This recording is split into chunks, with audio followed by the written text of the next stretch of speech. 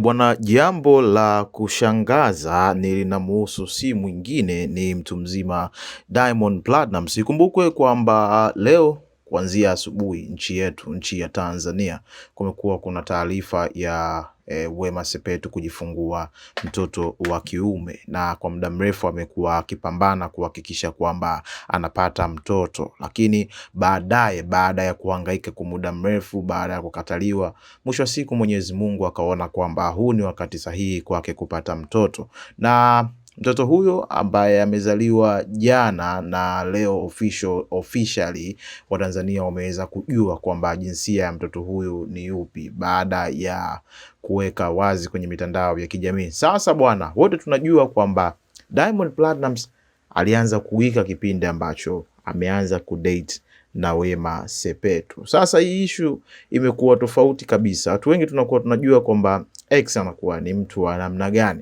Watu wengi wanakuwa wanachukia ma ex wao, lakini hili ni jambo tofauti kwa Diamond Platnumz. Baada ya Wema Sepetu na Whozu kuweka wazi kwamba wamejifungua au wamepata mtoto wa kiume, Diamond Platnumz kupitia katika Insta story yake aliandika maneno mazito sana ambayo kwa kawaida unaweza kuyachukulia ni maneno mepesi, lakini kwa mtu ambaye alishawahi kuwa mpenzi wako kumwandikia maneno kama yale yanamaanisha kwamba mko peace na umefurahi uwepo wa mtoto ambaye amekuja, au ile furaha au mafanikio yale ambayo yamekuja. Kupitia katika Insta story yake, Diamond Platnumz aliandika mambo yafuatayo, nami na nukuu: "Congratulations madam," akamtagi Wema Sepetu, akamtagi Whozu, "kwa ujio wa malaika huyu.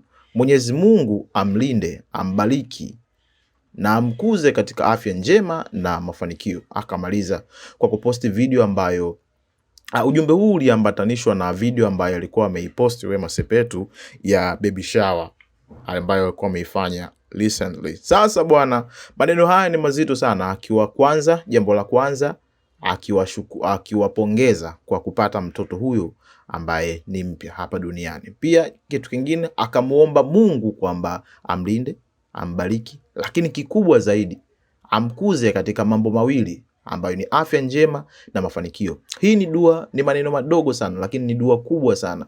Ni kitu ambacho kimetoka kabisa katika bottom of his heart, mtu mzima Diamond Platnumz, jambo ambalo ni very rare kuliona kwa msanii ambaye ni mkubwa hapa Tanzania, lakini ni jambo ambalo ni very rare kuliona likitoka kwa ex. Kwa hiyo haya ni baadhi ya maneno ambayo Diamond Platnumz ameyazungumza na limebeba attention kubwa sana. Wengi wao wakawa wanasema kwamba ex haachiki, lakini huku watu wengi wakimpa clown huyu Whozu kwamba amefanya kitu ambacho Diamond Platnumz amekishindwa.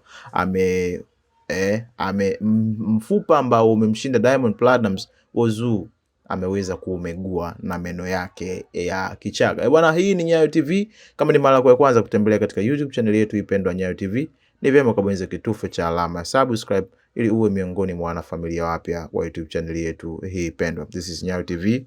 Thank you for your time. Until next time.